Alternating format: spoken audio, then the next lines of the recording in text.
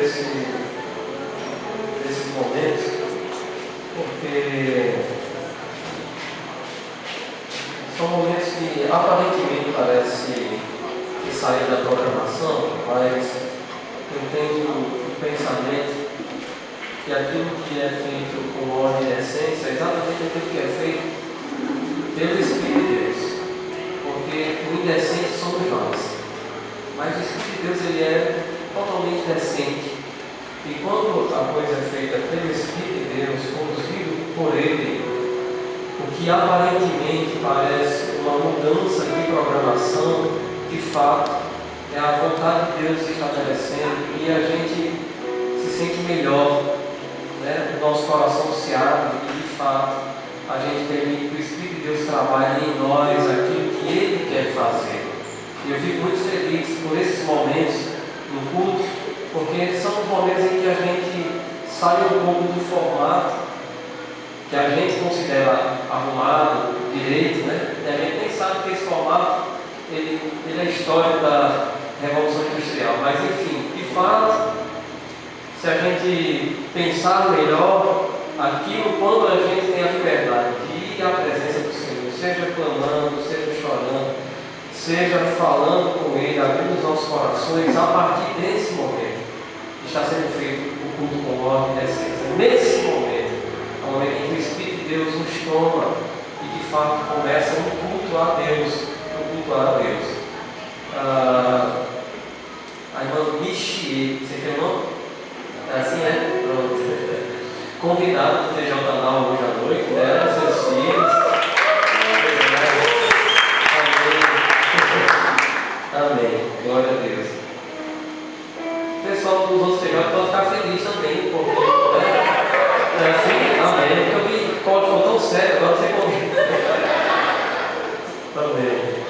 A palavra do Senhor a nós hoje à noite fala sobre o tema quebrantamento. Olha só para o tema da palavra, quebrantamento. E a gente não pretende falar especificamente sobre o quebrantamento, não é essa a nossa intenção. Mas a nossa intenção nessa noite é trazer a importância disso para nós. Qual a importância, a necessidade do quebrantamento? Às vezes a gente tem tantas pessoas envolvidas no Evangelho, na vida da igreja, mas às vezes a gente encontra pessoas que têm uma certa resistência, dificuldade, ou ainda não encontrou esse caminho tão maravilhoso do quebrantamento, esse caminho que é tão necessário, e às vezes a gente se engana pensando que quebrantamento é para quem chora muito, né? Às vezes a gente pensa que quebrantamento é para aquelas pessoas que têm muitas dificuldades na vida, problemas financeiros. Quebrantamento não está associado a essas coisas. Na verdade, irmãos, quebrantamento é uma necessidade de todos nós. Todos nós precisamos nos quebrantar na presença do Senhor. E às vezes, a gente, até numa personalidade mais tímida, a gente às vezes fica, uma palavra que ainda gosta de usar, tolhido, né? Às vezes a gente fica tolhido porque a gente é mais tímido, aí tem aqueles irmãos que são mais extravagantes, né? Irmãos extravagáceos, né? Extravagantes. E aí esses irmãos são aqueles que choram, que falam alto mesmo, que gritam. E aí a gente, às vezes quem é mais tímido, pensa que quebrantamento é para essas pessoas que são mais extravagantes, que são mais espontâneas.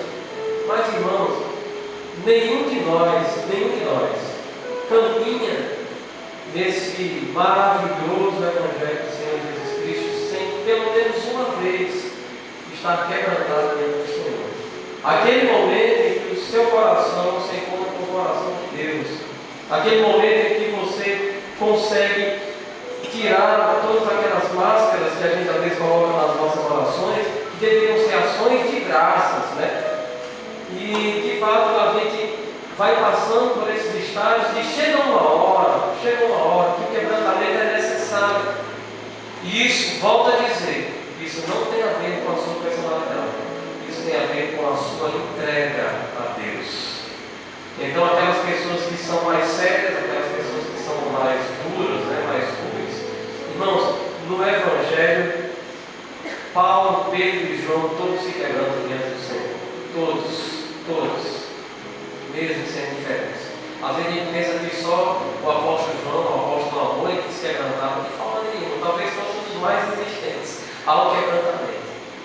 E às vezes a gente pensa que Pedro tinha que ser uma pessoa mais rígida, mais estourada em termos de personalidade, devido a algumas leituras que a gente faz sobre ele. Mas a gente pensa que Pedro era uma pessoa que se quebrantava, e aí tem um encontro de Pedro com Jesus que foi profundamente, foi um quebrantamento profundo, e graças a Deus ele não ficou com remorso, mas ficou com arrependimento e se quebrantando na presença do Senhor. Tem um escritor, acho que o nome dele vem dos Santos, ele fala sobre esse assunto e eu acho bem interessante a abordagem dele, e ele nos lembra de uma história sobre um crente que vai a uma casa de ferreiro, né? E ele mostra lá, ele desenha, ele descreve a cena do crente nessa casa de ferreiro, e ele diz que o ferreiro, a pessoa estava lá, o crente estava olhando o ferreiro trabalhar, e ele pegava umas chapas de ferro, de metal, de aço, em volta de ligas, de metais, e ele então pegava aqueles metais e colocava no forno até ficar incandescente. E uma hora em que esse material ficava incandescente, ele então traz para fora, né, malha aquele material, coloca numa outra peça de ferro, começa a bater naquele metal e, enfim, tenta forjar ele para ver se aquele metal dá para ser usado por ele, para as necessidades dele, do ferreiro. E uma vez que aquele metal era possível ser usado, ele pega o metal e joga numa montanha de metais. Ele vai só separando, ele está só vendo a têmpera dos metais, ou seja, ele está só vendo que capacidade aquele metal permite depois de passar por um choque térmico muito grande. Ele quer ver se aquele metal ele se permite ser moldado, ele permite ser transformado naquilo que ele quer que seja transformado. E aí ele vai fazendo esses testes, né, e vai jogando uma pilha de metais, e o crente lá em dados momentos ele percebia que alguns metais que ele estava fazendo esse trabalho não ia para a montanha de metais, mas ia para uma outra montanha menor, né? E ele então ficou curioso e perguntou: por que esse metal? Algumas peças você não joga na montanha grande, você joga na montanha menor. Por quê? E ele vai explicar que é porque alguns metais, eles são a sua formação, quando ele foi constituído, as ligas que foram feitas ali, geralmente se faz com aço, é muito rígida. E se aquele metal é muito rígido, se ele não se permite, diante das tribulações do metal, o fogo, a água fria, as batidas do martelo, se o ferreiro percebe que ele não se permite ser moldado, se ele não se quebranta, se ele é duro, é firme, no sentido não firme naquilo que é certo, porque ser firme, constante e abundante é correto. Aquilo que a gente quer que seja, isso é uma cultura, isso é uma forma de ser moldado. E aí o que acontece é que ele diz: então aquelas chapas de metais que eu estou jogando para ali, né, são esses metais que não permitem ser trabalhados. E aqueles metais que não se permitem ser trabalhados não servem para mim, para o ferreiro. Eu não vou poder usá-los de forma nenhuma. E diz a historinha que aquele crente sai de lá profundamente comovido com aquela história e pensando da seguinte forma: Senhor, eu sei que as tribulações elas vêm, eu sei que as provações elas vão vir, mas eu preciso permitir ser moldado pelo Senhor durante elas, porque eu não quero ser jogado fora, eu não quero ser uma pessoa que não se permite, diante das tribulações, ser moldado pelo Senhor. Então essa é a nossa oração dessa noite, para que até aqueles que são mais, digamos assim, difíceis de chorar, e o quebrantamento, ele não necessariamente está ligado ao choro, mas está ligado a um profundo sentimento de arrependimento diante do Senhor. E ali você se quebranta, e você diz às vezes frases que você nunca disse. É aquele momento em que na sua oração as frases começam a fluir e você não precisa mais ficar mentalizando tanto aquilo que você está dizendo, porque é como se partisse diretamente do seu coração para o Senhor. E nesse momento do quebrantamento é exatamente quando acontece o grande milagre da oração do Espírito. Graças a Deus porque o Senhor faz isso com você.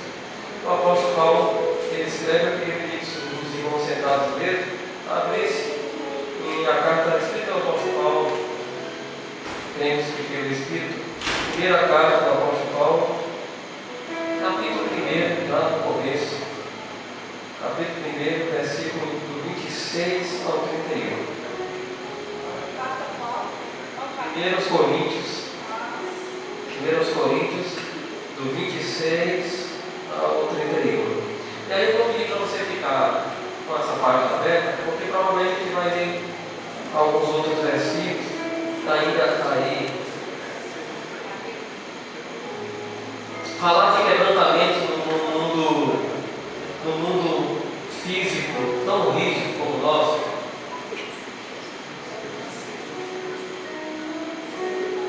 chega a ser quase uma coisa esquisita para nós, porque todos nós aqui trabalhamos. Primeira carta de Paulo aos Coríntios, capítulo 1. Falar de quebrantamento parece um chamamento para ser fraco, e principalmente em nossa sociedade em que os homens estão tão fragilizados, né? Do lado no sentido ruim da coisa, mas assim, às vezes a gente parece que está falando uma coisa esquisita, porque realmente o mundo é competitivo, a sociedade é competitiva, o mercado é muito competitivo, e a gente tem que resolver os problemas, a gente tem que tomar a frente, a gente tem que tomar decisões muitas das vezes urgentes. A gente procura mais ou menos modelos dos quais dão certo para nós, e sempre que a coisa meio que foge do controle, a gente procura esses formatos que nós mesmos escolhemos para estar buscando, porque se dá certo, é certo. E muitas vezes aquilo que está dando certo não necessariamente é certo. Pode dar certo, mas não quer dizer que seja certo. Então, quando a gente fala sobre quebrantamento, eu não estou falando para você se tornar uma pessoa fraca no sentido social, no sentido muito físico, mas eu quero dizer a você, meu querido irmão, que o quebrantamento, na verdade, é uma linguagem totalmente espiritual. E você vai entender que nessa relação física, que de fato nós somos muito enérgicos, nós somos muito firmes e temos que ser mesmo. Mas quando nós falamos sobre o mundo espiritual, ou seja, a dimensão do Senhor, na dimensão do Senhor, aquilo que nós temos como padrão fica em segundo, quinto plano. Não começa em não, que é muito perto. Fica em quinto plano. Aquilo que nós temos como correto, na verdade, tem que ser subjugado àquilo que de fato é correto para Deus. E aí somente um quebrantamento vai te levar a entender qual é a vontade do Senhor.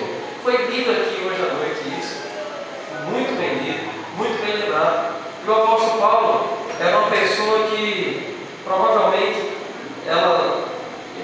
pelo que a gente lê do apóstolo Paulo, eu acredito que ele nunca escreveria certas passagens bíblicas, sendo ele quem ele era. Mas diz assim a palavra do Senhor em 1 Coríntios, capítulo 1, 26, diz: irmãos, observem, pois, o seu chamado ao Evangelho, visto que não foram chamados muitos sábios segundo a carne. Vocês percebem isso? Nem muitos poderosos, nem muitos de nobre nascimento. Pelo contrário, Deus escolheu as coisas loucas do mundo para envergonhar os sábios do mundo. E escolheu as coisas fracas do mundo. Eu acho muito interessante quando o Espírito faz isso. Do mundo.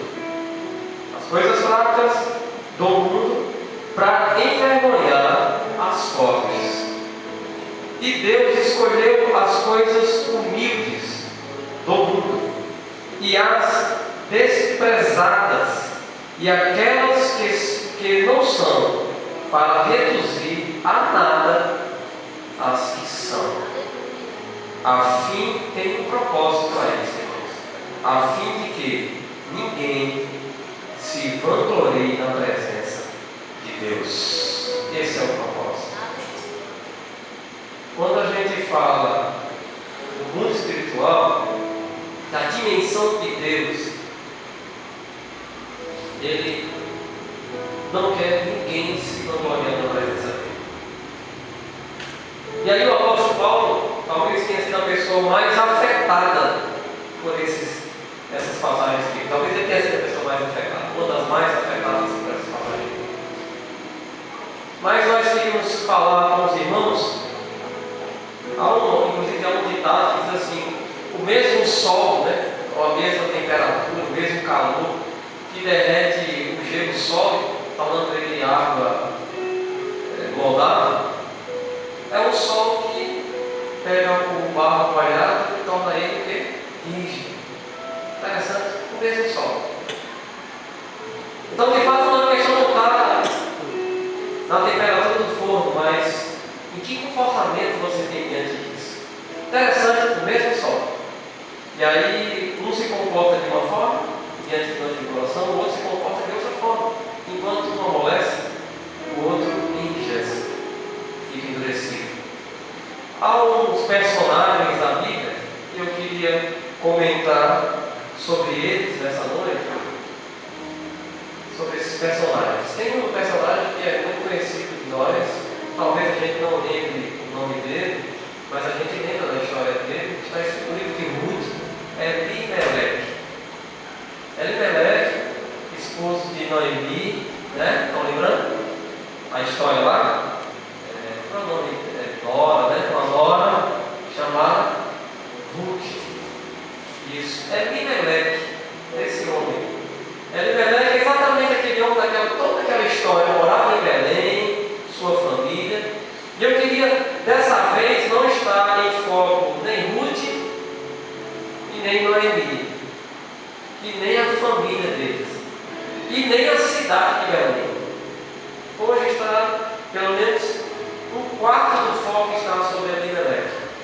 Elimeleque, ele foi uma pessoa que, ele, na verdade, a história conta que ele era um homem de negócios, um homem que sabia resolver as coisas, sua família vivia muito bem, a família dele vivia muito bem, mas aconteceu uma tribulação, aconteceu uma provação em todo Israel, ali em Belém, e não chovia mais, o Senhor cerrou os céus, e a terra não dava mais o alimento, e Israel passou a sofrer com aquela situação. Mas Elimeleque era um homem de negócio, a sua família vivia muito bem, e ele, como um bom homem de negócio, ele sempre vê à frente.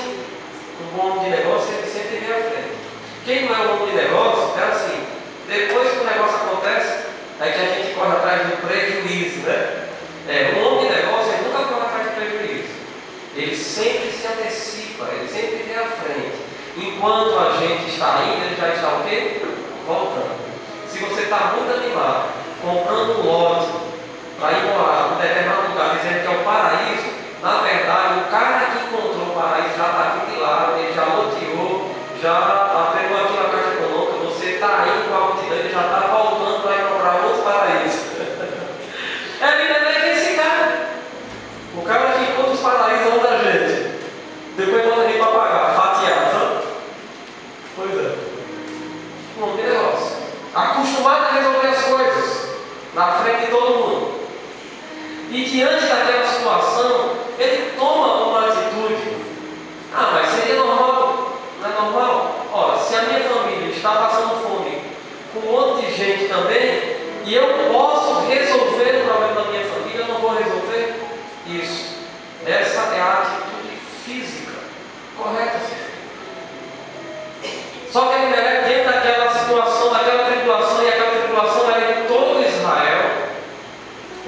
que acontece é que ele decide, e isso já foi falado nessa igreja, ele decide então pegar a sua família e ir embora. E ele vai morar lá na terra dos Moabitas. E para quem lembra da história, sabe quem é Moabe, sabe quem era a filha, o negócio era estreito, né? Para os descendentes de Moabe.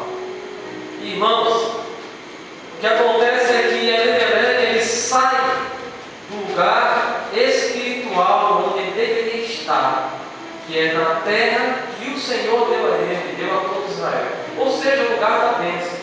Aí você vai dizer assim, mas não estava passando dificuldade? Não estava em crise? Estava em crise. Só que Elimelec esqueceu de um detalhe, que diante dessa provação era o momento do quebrantamento. Era o momento de todo Israel, de todas as pessoas perceberem, olha bem, irmãos, eu estou passando por uma dificuldade. Aí você pensa, seja de saúde, seja financeira, seja de projetos, não importa qual é a dificuldade, seja de planos da vida, seja com a namorada, não importa, estou passando por dificuldade, seja com meus familiares, estou passando por dificuldade. A primeira coisa que a gente já pensa, e se você for uma pessoa proativa, se você for um homem de negócio, é normal você já querer resolver imediatamente a situação. E aí você corre para resolver aquela situação. Mas diante de situações, de perturbações, de problemas, um homem de Deus, ele sempre vai fazer o quê? Ele vai buscar primeiro a Deus. E é exatamente esse o momento em que ele prova para Deus quem ele é. Que tipo de metal ele é. É exatamente no momento da provação. É exatamente, não é no momento da bonança, é no momento da provação, no momento da dificuldade, no momento da dor, no momento do sofrimento, é que a gente é provado, e ali naquela provação o Senhor está com os olhos, porque Ele não deixa de ver absolutamente nada, Ele não deixa de ver absolutamente nada, Ele vê todas as coisas.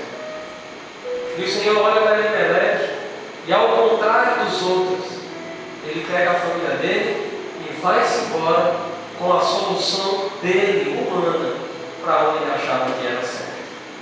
Ao contrário de se moldar de forma rígida, ele disse, eu não vou ficar aqui passando fome com vocês, eu vou embora e vou resolver o problema da minha família. Às vezes a gente lê as palavras do texto, os textos são antigos, né? Alguns textos são mais antigos que outros, e esse é um desses. E a fala parece assim, bem chique, né? Mas de fato, irmão, ele disse assim, olha, eu quero que vocês se lixem em mim. Eu tenho como resolver o problema da minha família e vou resolver agora. E ele pegou isso e foi embora. Lá para a terra dos Moabitas.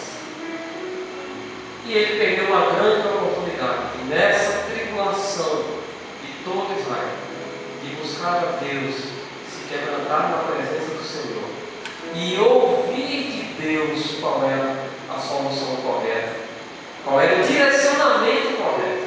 E ele não fez isso, a Elimelec não fez isso. Infelizmente, o desfecho da história, a gente também sabe, né? Ele morre lá na terra estranha. Os seus 2 filhos também morrem lá na terra estranha. E, enfim, toda a história nós sabemos, há um retorno de Noemi, de Ruth decidindo com ela, mesmo sendo uma filha. Mas Elimelec não. Ele, diante da tribulação, do problema, da dificuldade, da provação, ele não estava quebrantado diante do Senhor. E a decisão dele parecia ser a correta, fisicamente correta, mas espiritualmente ele não entendeu o que ele deveria fazer. E ele foi reprovado por Deus nessa vida. Quando Noemi volta para a terra de Israel, para Belém, que agora a casa de pão estava de novo, o pão estava de novo sendo assado, né? Eu imagino o cheiro de pão. Não tinha nada, o trigo estava de volta. Mas de fato, quando Noemi chega, as pessoas não reconheceram ela. Assim, essa daí é Noemi. E ela nem quis ser chamada. Ela estava numa situação tão difícil. Esses dias longe do Senhor, passando a aprovação e sendo reprovados, perdendo toda a sua família. Quando ela volta para lá, as pessoas dizem assim, é Noemi, você é Noemi, tão desfigurada que ela estava. E ela diz assim, eu não sou mais Noemi. sou mais para ele, não. Me chame de outra coisa. Me chame de amargura, porque é assim que eu me sinto. Quando os nomes têm significado para as pessoas. E ela diz assim, agora é assim que eu estou amargo diante do que aconteceu. Irmãos, mas existe um rei chamado Josafá. Existe um rei chamado Josafá. E esse rei estava lá, reinando, tranquilo da vida. E alguém traz uma notícia, aquelas famosas notícias que nem o rei quer ouvir. Qual é a notícia que nem o rei quer ouvir? Olha, é o seguinte: tem um povo forte aí, que se juntou com o outro, se levantaram contra nós e já estão vindo marchando para cá. É a notícia que nem o rei quer ouvir. Porque ele sabe que toda invasão de reino, todo mundo procura matar quem? O rei. Os súditos podem até ficar vivos, contanto que seja dominado por eles. Mas quem não pode ficar vivo, morando, não pode, o rei não tem essa permissão de dizer assim, não, vamos dizer o seguinte, eu vou sair do palácio, mas deixa eu ficar ali numa casinha de taia ali, de barro, com palha, você deixa eu morar ali com a minha família. Não existe isso, irmão. Rei não tem esse direito. Quando há uma invasão de um rei, o rei não tem direito de ficar morando numa casinha, num albergue. Não tem essa história, não. O rei tem que o quê? Morrer. O rei tem que morrer. E ele só não morre se ele fugir antes, né? Mas até para fugir é difícil para rei, né? Até para fugir é difícil para o rei fugir. A não ser que ele tenha aquelas saídas estratégicas, né? Mas é coisa difícil, é difícil, não é confiar nisso não. E está lá Josafá, o rei, e o pessoal traz essa belíssima notícia. Eu acho que se eu fosse um soldado, eu não queria dar uma notícia dessa para o rei. Eu perdi a minha patente, mas eu não queria dar essa notícia. E ele chega para Josafá e diz assim, o rei, é o seguinte, os moabitas, olha de novo a galera, os moabitas e os amonitas, que é do irmão de Moab, de Amon, ainda se juntou com o pessoal do monte aí, não sei o nome, lá vem tudo para cá, estão vindo, já estão em marcha, já estão a caminho do nosso rei, e aí está difícil para nós, porque é muita gente, e são guerreiros. Irmãos, quando alguém que tem dinheiro escuta uma notícia ruim, ele de maneira nenhuma vai dizer vou buscar ajuda, porque geralmente são as pessoas que vão oferecer ajuda para lutar com a desgraça alheia. E eu sei que os irmãos entendem o que eu estou dizendo. Imagine que o rei, a questão do rei não é só dinheiro, porque o rei é uma pessoa poderosa. Então, além do dinheiro, existe um poder, além da riqueza, existe um poder. E o poder, irmãos, é uma coisa que vai além da riqueza. Que vai além da riqueza. O poder sobre as pessoas. Porque se existe uma coisa mais valiosa do que qualquer dinheiro, se chama-se seres humanos. E você ter um poder sobre os seres humanos é algo que o ser humano não vai administrar bem nunca. Porque só Deus pode ser rei sobre os seres humanos. Irmãos, e aí Josafá escuta aquela notícia. Como qualquer rei faria, opa, eu sou um homem de poder. Eu sou um rei. Eu não vou dar agora uma de medroso, uma de covarde. Então o que o rei vai fazer? Vamos unir as nossas tropas. Agora é a hora da gente dar as mãos. Cada um pega a sua espada, a sua tocha, catapulta, o que for de armamento. Vamos atacá-los. Tudo ou nada. Até não ver. Dizem que ele disse também foi. Imagina. Mas Josafá. Independência ou morte. Mas enfim.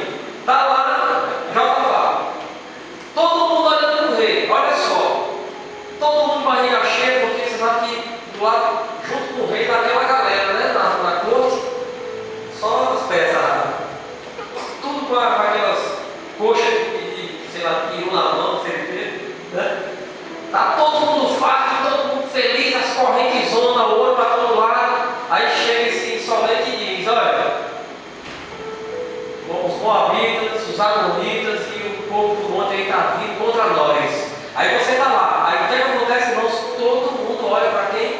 Para o rei. É a hora da decisão. É a hora de fazer valer toda essa comida e bebida que está aqui na nossa mesa. Aquele monte de sem futuro e que não está fazendo nada, estão olhando agora para eles assim, na rede do Senhor. E agora? Nessa hora, vem o orgulho. E aí todo rei quer dizer o quê? Vamos chamar o exército, chama o capitão, chama todo mundo. Chama os soldados, chama os cavalos, chama o que tiver de guerra aí. Vamos guerrear contra e vamos manter o nosso reino. É natural isso, irmãos. Isso seria completamente natural diante de uma tão grande tribulação dessa. Você vai perder o seu reino. Você vai perder a sua casa. Você vai perder o seu patrimônio. Você vai perder o que você tem. Você vai perder o que o seu pai deixou para os seus pais deixaram para você. Você vai perder a sua família. Você vai perder seu esposo. Vai perder tudo. E aí o rei Josafá faz o inesperado. Ele faz o inesperado para o rei. Aí eu imagino esse cara tudo com aquelas coxas na boca, coxas de frango na boca. Ele se ajoelha e se quebranta na presença de Deus, trazendo para si a condição humana. Eu não tenho como fazer isso sem a orientação de Deus. Irmãos, ele era um rei. Tinham milhares de soldados à sua disposição. Mas ele vai buscar a presença de Deus, do verdadeiro rei. Se quebranta na presença de Deus. E chama toda aquela galera, chama todo mundo, vamos orar, vamos jejuar. Nós precisamos buscar. Irmãos, o exército já estava vindo. Não era promessa não, já estavam vindo. Não, pastor, não está legal não. Por quê? Porque a caixa já mandou o cara lá vir buscar. Já vai tomar. Já está batendo martelo? Tá. Sim. E daí? Não tem mais como não, pastor, já era. Para quem? É nessa hora. É nesse momento que o quebrantamento é necessário. Não é depois. Não é depois que perder tudo, mas é na hora que a tribulação se levanta, que a provação vem, é que você prova para Deus que tipo de metal você é. E se aquele forno vai mostrar que você é maleável ou se você é duro, à vontade de Deus. E Josafá se ajoelha, chama o povo a orar. Homem, para de beber aí esse vinho, quer aí, vamos orar aqui ao Senhor, vamos buscar a presença de Deus, porque nós precisamos da resposta dele. Interessante, irmãos, que o rei Josafá está fazendo isso. E enquanto ele está orando, olha que coisa maravilhosa, enquanto ele está buscando a Deus, Deus já responde na mesma hora. Uma pessoa dentre eles se levanta cheio do Espírito e diz que não precisa mais se preocupar, porque Deus já veio ao socorro. E que no dia seguinte eles poderiam ir para o vale e lutar, mas não ia precisar lutar, apenas fossem para o vale, mas fossem louvando. Vão louvando a Deus, porque Ele vai fazer aquilo que vocês precisam que seja feito. Eu fico imaginando que satisfação que Josafá teve nessa hora. Porque para muitos, aquele rei que ao invés de vestir a roupa de guerra, se ajoelhou e chamou o povo para orar, ele deve ter sido mal compreendido por muita gente, né? Assim, esse homem veio de guerrear e está ali, agora está ali feito, ele está com medo desse homem. Olha ali, se tremendo todo dia chorando. Isso está morrendo de medo, isso é uma criança. Isso não é homem, não, isso não presta nem a calça que veste, ou a saia que veste, aquele dentro lá dentro. Nem a saia que veste, ele não honra. Não, ele estava fazendo o que era certo. Ele estava se quebrantando na presença do Senhor diante da provação. E a gente às vezes esquece e perde o entendimento sobre a importância que isso tem nas nossas vidas. E como isso é necessário nesses nossos dias. Você pode pensar assim, pastor, mas eu fico pensando, será que isso realmente acontece? Será que é desse jeito mesmo? Irmãos, eu não vou abrir nesse momento para os irmãos, mas eu quero dizer a vocês que aqui no nosso meio tem famílias que passaram por isso, que passaram por dificuldades tremendas e encontraram uma pessoa que chegou para eles assim: olha, vamos orar, vamos buscar o Senhor, vamos nos quebrantar na presença de Deus. E também foi mal compreendida. Mas aquelas famílias que oraram e que se quebrantaram na presença do Senhor, parecia negócio doido. Vamos passar a semana orando. E pastor, você não tem nada melhor para falar, não? Eu não falo com você, não? Fala. Depois do quebrantamento, ele fala. Vamos orar. E algumas famílias fizeram isso aqui: orar. E não é que Deus respondeu e trouxe muito melhor do que se pensava?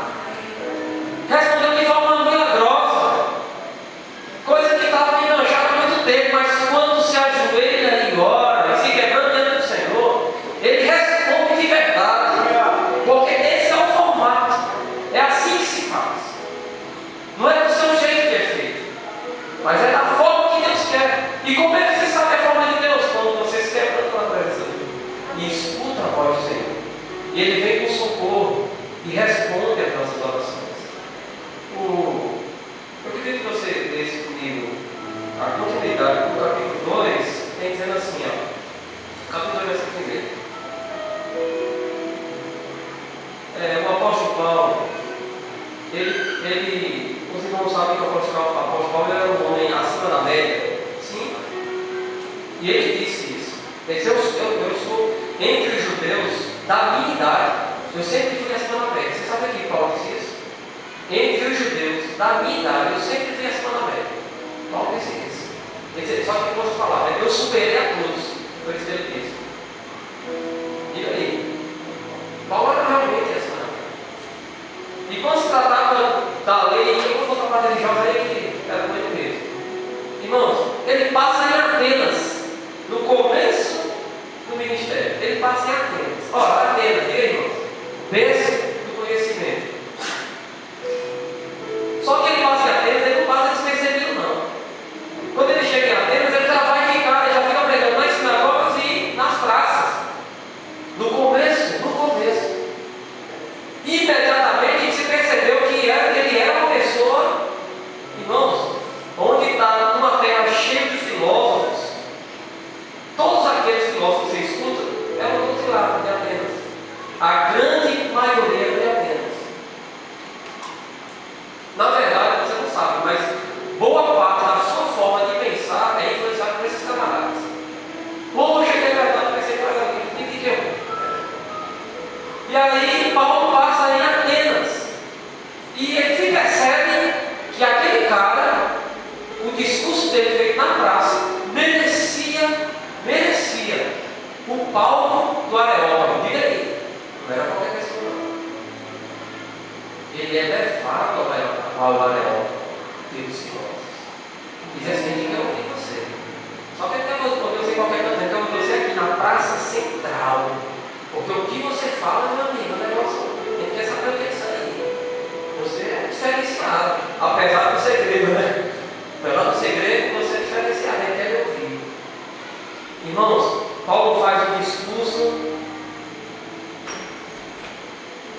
muito elogiado, inclusive, pelo pessoal de missões, porque ele usa o gancho, né? Do ao Deus desconhecido, ele usa aquele gancho.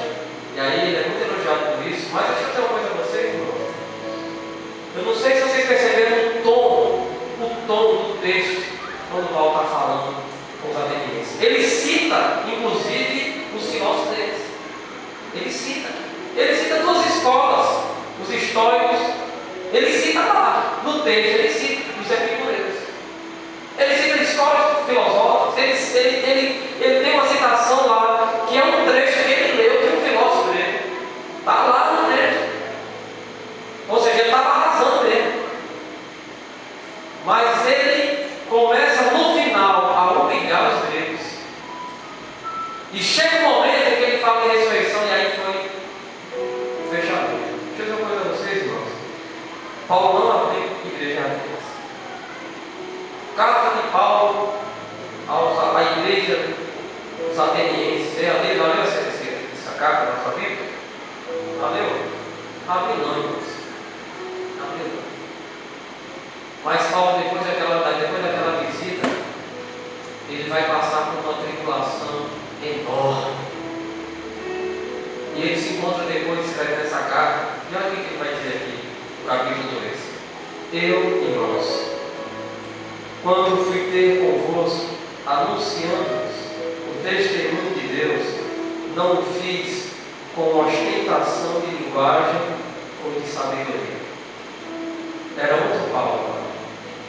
Porque decidi nada saber entre vós, senão a Jesus Cristo e este crucificado. E foi em fraqueza, temor e grande tremor que eu estive com vocês. A minha palavra e a minha pregação não consistiram em linguagem persuasiva de sabedoria, tentando convencer as pessoas, mas em demonstração do Espírito em poder, para que a vossa fé, Coríntios, não se apoiasse em sabedoria humana. E no caso, se quem estava expulsando era ele, não se apoiasse na minha sabedoria humana, mas no poder de Deus. Paulo está completamente mudado. Paulo está completamente rendido e quebrantado. Ele percebeu que não ia gerar fruto nenhum agir conforme a sua vontade e seu querer. Diante das tribulações, diante das dificuldades, diante das provações que todos nós passamos. Irmãos, Deus tem um propósito nisso. O nosso caráter é forjado nisso. O nosso caráter é forjado nisso. A nossa, aquilo, às vezes aquilo até que a gente pensa que é. Até aquilo que a gente pensa que é, irmãos. Você vê Pedro. Pedro achava que era o cara mais, digamos assim, ninguém mexe com Jesus. Ele está comigo, está com Deus. Pois é, mas você está respondendo, é verdade. Pedro era esse cara. Ele disse assim: Jesus, olha, quando Jesus organiza a Páscoa e tal, ele vai dizer assim: Jesus, olha, aí ele começa a falar sobre a morte, que aconteceu. Aí Pedro diz o quê? Não, Senhor, até a morte, ninguém toca no Senhor, não. Não é assim? Ele era esse camarada. Quando Jesus diz assim: olha, se eu não lavar os seus pés, você não tem parte comigo. Então, se não tem parte com você, então vamos mandar aqui logo tudo. Lava a mão, lava os pés, lava a cabeça, lava tudo. Aí Pedro era assim. Ele era esse cara que, para resolver, contou ele não esperava. Os outros ficaram calados. Olha aquele discurso forte de Jesus, diz assim: olha, aquele que não participar do meu sangue, aquele que não bebeu o meu sangue, ele diz assim: não comer a minha carne. Jesus diz isso dos judeus, isso é uma coisa sacrilégio falar sobre. O judeu ele não toca no cadáver. Como é que ele está dizendo que é para comer a carne dele? Canibaliza? Quem não bebeu meu sangue, não comer a minha carne. A galera vazou, foi todo mundo embora. Todo mundo foi embora, a multidão foi embora. E aí mostra que Pedro era muito prático. Pedro não tinha conversa, ele sabia. Pedro sabia resolver as coisas, ele só não sabia se quebrantar. Por isso ele foi profundamente provado pelo Senhor. Mas resolveu com Pedro. Ele diz assim: olha, isso aí não tem questão.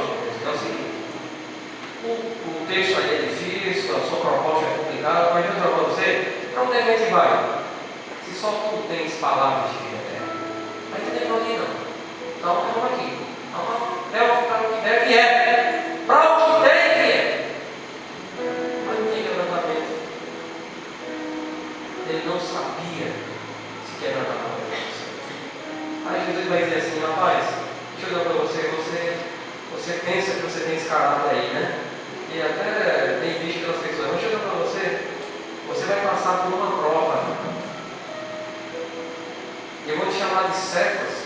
Essa palavra ela é aramaica, mas ela em grego tem uma conotação de pedrinha. Isso era profeta para depois. Eu vou te chamar, vou dizer para você vai passar por uma prova forte. E de fato você vai ser requerido de ser morto. Mas você não vai morrer por ele não. Não agora. Mas depois que você for quebrantado, aí vai ser requerido e você vai aceitar. E de fato vai isso acontecer. O apóstolo Pedro, quando chegou a hora, vamos ver, ele negou. Ele disse: não, tem a porta não dá não, acho que eu exagerei. Né? Negou uma vez, negou duas, negou a terceira vez.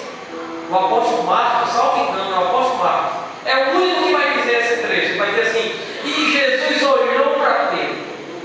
Lucas, né? Muito bem.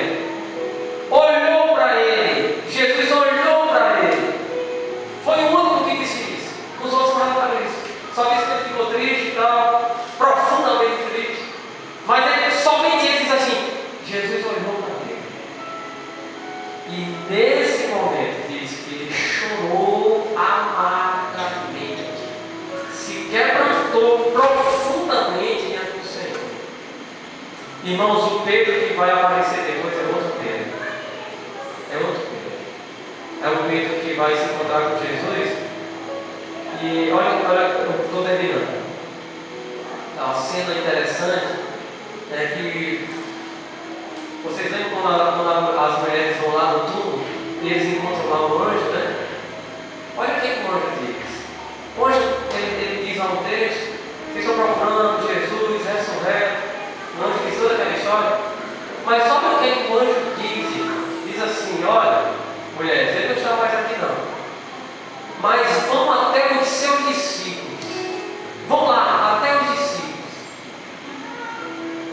E avisem a eles e... Olha, Pedro não era discípulo, não? Diga a ele, aos seus discípulos e a Pedro. E a Pedro. Aí sabe o que é interessante, irmãos? É quando as mulheres chegaram lá para falar com os discípulos não acreditaram não, eles desdenharam. Vi que essa mulher era tudo louca. Olha, judeu escutar mulheres era difícil, né? E elas falando que Jesus tinha ressuscitado, imagina a cena. Ele ressuscitou, imagina aquela conversa só dentro, né? E aí, falando tudo ao mesmo tempo, tudo junto, né? Faz isso, tudo falando que não sei o que está mais não, vou me dar dobrada, não sei o que lá, vai aquela coisa toda. E que um anjo assim, assado na vara, e ele é bonito, até que coisa, leva um anjo lá na frente. E os homens, os discípulos estão pensando assim, o texto diz assim, que conversa, essa mulher é toda louca, essa mulher é toda louca. Aí no meio dessa zoada, uma diz assim, e quando quiser abrir, no seu... no meio da zoada. E o texto diz assim, que Pedro prestou atenção que ela fala o quê? Que disse que dissesse a... Ele foi o único que saiu correndo. Por quê? Porque diz assim, olha, ela é citada que o anjo tinha dito, diga a Pedro. Por isso que ele saiu correndo. Eles caem lá, os outros ficaram lá, dizendo que é mentira, estão tudo doido, estão vendo. Ele saiu correndo para ver, porque o anjo disse o nome dele. E esse Pedro, é o mesmo Pedro, que está na praia e se encontra com o Senhor, e ele vai dizer assim, agora vamos reverter a situação, Pedro. Você me ama até a morte? Com amor ágape? Ele diz assim, eu te amo, Senhor, como um amigo. Aí ele diz assim, eu estou perguntando se você me ama até a morte. Com amor sacrificial, com amor divino, que os gregos não conhecem, mas que Deus me ensinou através de mim. Você não sabe que eu te amo como um amigo. Então, Pedro, você me ama como um amigo? Senhor, tu sabes. Eu estou ruim até para ser amigo, eu me abandonei. Não é isso? Mas agora o Pedro quebrantado, é nessa hora que a pessoa diz assim, então agora sim, esse Pedro que passou pelo quebrantamento, é o Pedro que me serve. Não é mais jogado como metal que não é moldado, mas é o rio moldável. Amém?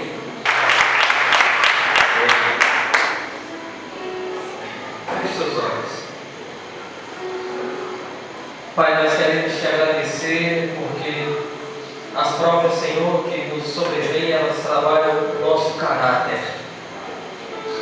E nós somos forjados, Senhor, por Ti e queremos ser aprovados pelo Senhor. Pai, nos ensina o maravilhoso caminho do quebrantamento. Nos ensina, Senhor, a importância de fazer isso. De buscarmos primeiro a Tua vontade nas nossas vidas. Em primeiro, Senhor, apresentar ao Senhor e entendendo e crendo que o Senhor tem o melhor caminho, a melhor resposta. Não existe, Senhor, não existe falta de tempo para te buscar, porque o tempo é teu, o Senhor é atemporal. Por mais que seja imediata as nossas decisões, sempre vai existir o tempo de se ajoelhar e pedir a sua orientação. Senhor, trabalhe em nossos corações, no coração dessa igreja, para que sejamos, Senhor, corações profundamente quebrantados na Tua presença. Aleluia! Profundamente quebrantados na Tua presença, Senhor, sabendo que o Senhor tem sempre a resposta certa para todos nós. Que o Teu Espírito Santo, Senhor, durante toda essa semana, que a graça maravilhosa na presença do Teu Espírito esteja, Senhor, nas nossas famílias, nas nossas casas, no nosso coração, durante toda essa semana. E onde, Senhor, cada crente que aqui está for, que de fato o Teu reino se estabeleça com paz, alegria e gozo no Teu Espírito Santo, em nome de Jesus. Amém. E graças a Deus, em nome de Jesus. Amém.